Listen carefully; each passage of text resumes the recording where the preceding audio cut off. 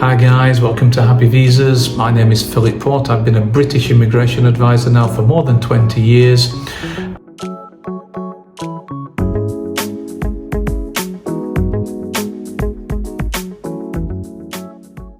And I'm always asked a question by my clients, Phil, thank you for getting me the visa, but what do I do when I arrive at passport control? What should I say? And I always tell my clients, look, just be calm, collected. They're normally very nice people. They're not going to give you too much hassle on your first trip.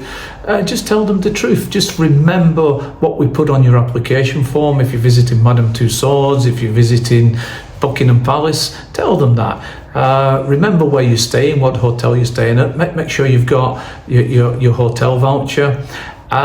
If you're staying with friends or relatives, and you've mentioned them on the application form, show them the invitation letter, and that's going to be the main questions on your first trip. Obviously, if you say you're coming for 3 months, that rings alarm bells. If they say to you, how long are you coming to the UK for? And you say, well, 3 months. That means you can't be studying in your home country. It means you can't have a job. You're not allowed to work online in the UK. You can't say, look, I'm coming to the UK and I work online. You can't do that. You're not allowed to do that. You can't make the UK your home. So I'd say the most common mistake is people say they're coming for 3 months, and that will raise red flags. You're not meant to make the UK your home. So tell them you're coming for a few weeks and that's it. And remember what you put on your application form.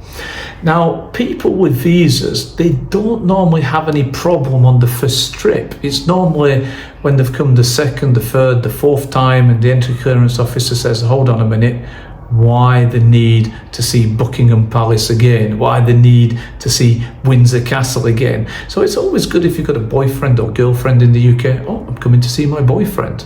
I'm not making the UK my home. I'm only coming for a couple of weeks, a week here, 2 weeks here. Or I've got family members, I've got siblings here, I'm coming to visit them. So it's a big bonus if you've got friends or family in the UK, especially if you want to keep coming to the UK on a regular basis. As I've just said, you can only see Buckingham Palace so many times. I normally tell my clients, say, look, you want to go to the theatre, you want to try a British pint of beer. That's what I always tell my clients to say. Now, the people who have more problems on the first visit is people who don't need a visa, people from Canada, America, Australia, Europe, because the entry clearance officer has no information on them. He's got no data. Whereas if you've got a visa already, you've already been vetted. The Home Office have already checked your employment. They've already, done their due diligence. So as long as you don't contradict what you've put on your application form, people with visas on the first trip normally go through. Whereas, as I've said, people from America or Australia who overstay more than most people. The biggest overstayers in the UK is Americans. The biggest overstayers in the UK is Australians. It's not people with visas. Normally they come and they go back.